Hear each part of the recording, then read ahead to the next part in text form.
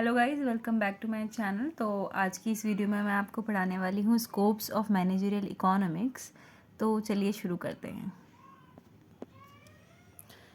Managerial economics has a wider scope. It can be utilized under different subject matters और different managerial problem. तो जो managerial economics होता है ना, उसका स्कोप है वो बहुत ज़्यादा वाइडर है। यानी कि स्कोप से आप क्या समझते हैं? स्कोप यानी कि किन किन एरियाज़ में इसको यूज़ करा जा सकता है। तो हम स्कोप में यही पढ़ते हैं कि जो हमारा मैनेजरियल इकोनॉमिक्स है वो बिजनेस में कौन कौन से एरियाज़ में यूज़ करा जा रहा है। तो सबसे पहला हमारा स्कोप है demand analysis and forecasting. Demand analysis यानी कि हमारी मार्केट में कितनी डिमांड है और उसको फोरकास्ट करना कि हमको उस डिमांड के हिसाब से कितना प्रोडक्शन करना है और उसको कैसे यूटिलाइज करना है।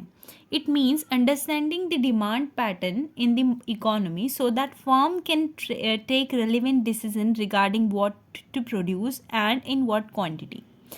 तो हमको मार्केट की डिमांड को अंडरस्टैंड करना है ताकि हमारी ऑर्गेनाइजेशन को पता चले कि इकोनॉमी में कितने प्रोडक्ट्स की ज़रूरत है और हमको कितनी प्रोडक्ट्स प्रोड्यूस करने हैं।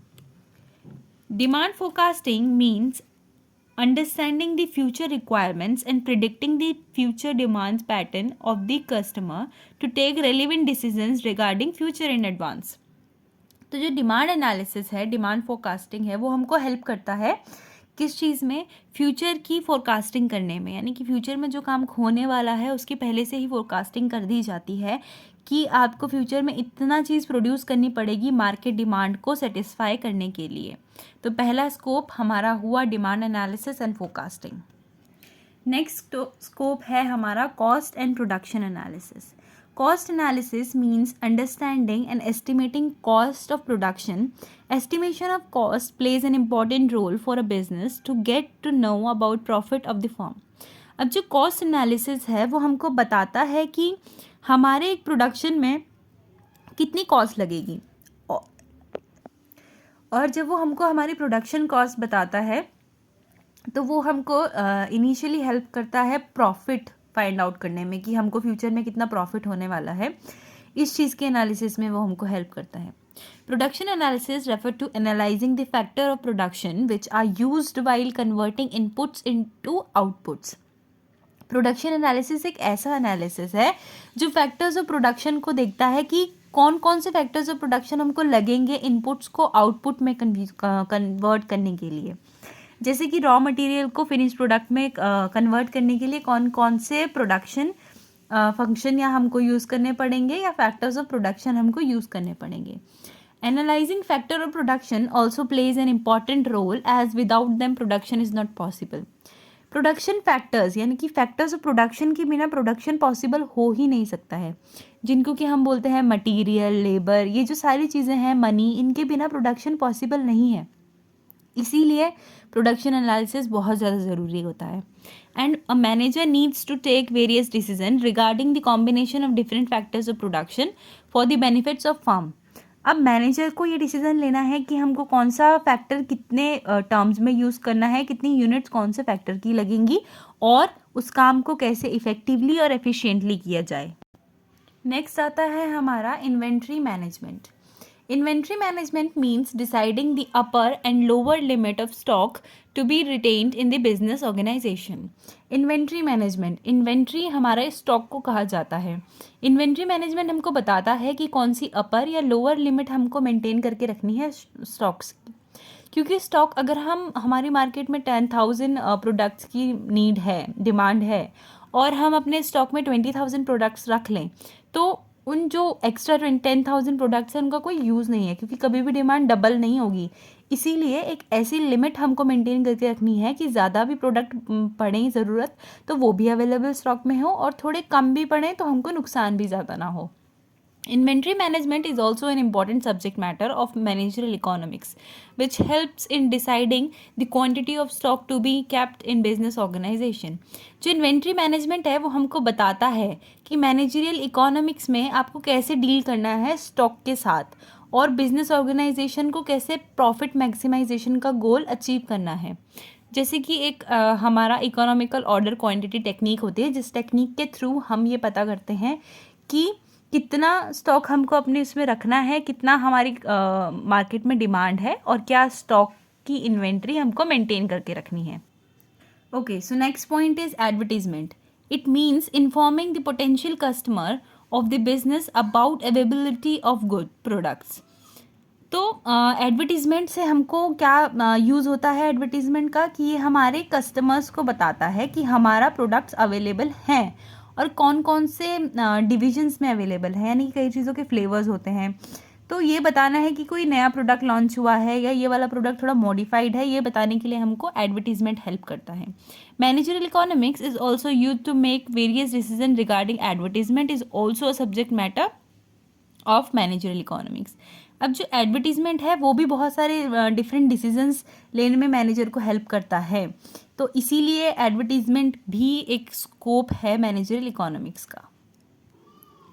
तो our next point is pricing decision policies and practices. Pricing mean deciding the value of product at which the product और services will be offered to the customer.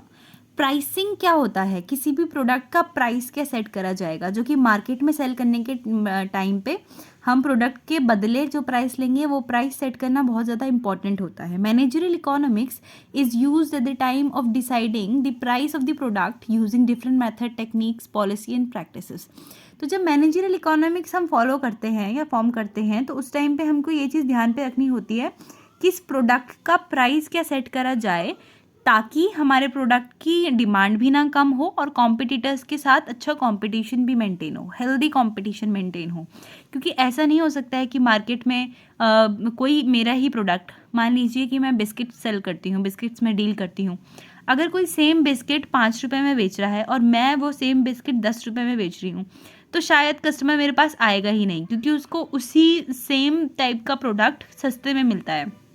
तो मुझे कुछ चीज़ें ऐसे पॉइंट ध्यान में रखने हैं कि मेरे प्राइस ऐसे रहें कि मेरे कस्टमर्स भी सेटिस्फाइड रहें और मेरा प्रॉफिट मैक्सिमाइजेशन का गोल भी सेटिस्फाइड रहे. तो हमारा नेक्स्ट पॉइंट है प्रॉफिट मैनेजमेंट.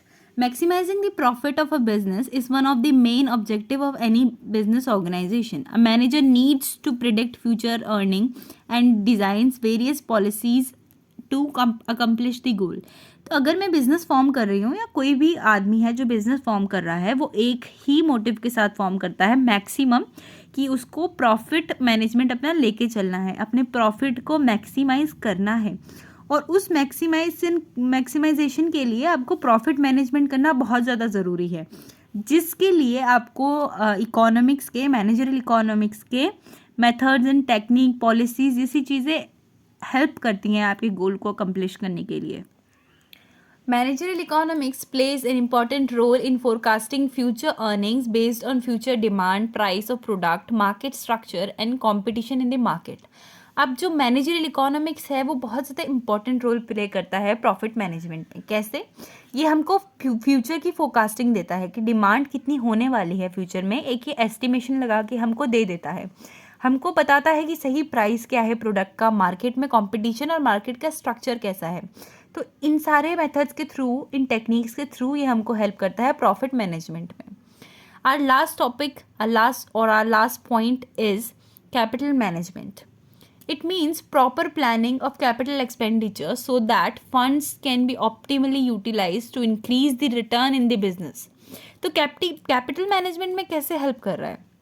अब हमको कैपिटल को कुछ ऐसे ढंग से यूज़ करना है. ऐसा तो हम नहीं कर सकते ना कि पैसा है तो हम कहीं भी यूज़ कर रहे हैं उसको.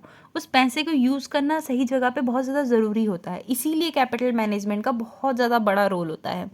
मेरे को कितना फंड किस एक्सपेंसेस में लगाना है, कहाँ पे कितना इन्वेस्ट करना है, कहाँ पे बचाना है, ये सब मुझे पता होना चाहिए. Managerial economics also use to make decision regarding when to use the fund and on which projects funds are to be invested to increase the total return in the business. तो वही बात है कि हमको अपने फंड को कुछ इस तरीके से यूज़ करना है, ऐसे एक्सपेंसेस करने हैं जो बहुत ज़्यादा ज़रूरी हैं और जो बिज़नेस को आगे बढ़ाने में हेल्प करने वाले हैं. हमको ऐसे एक्सपेंसेस नहीं लेने हैं कि जो आज हमको ज़रूरत है लेकिन फ्यूचर में वो हमको कोई हेल्प नहीं करेंगे. ऐसे इन्वेस्टमेंट डिसीजन लेने हैं जो बिज़नेस को आने वाले टाइम पे बहुत ज़्यादा प्रॉफिट दें. तो ये थे सारे स्कोप आपके मैनेजरियल इकोनॉमिक्स के. अगर आपको वीडियो पसंद आई होगी तो वीडियो को लाइक करिएगा, चैनल को सब्सक्राइब करिएगा, और अगर कोई भी क्वेरी हो या आप चाहते हैं मैं किसी कंटेंट पे, किसी टॉपिक पे वीडियो बनाऊं, तो प्लीज़ कमेंट में मुझे अपना एडवाइस ज़रूर दीजिएगा। आपको मिलूंगी अगली वीडियो में, तब तक के लिए बाय।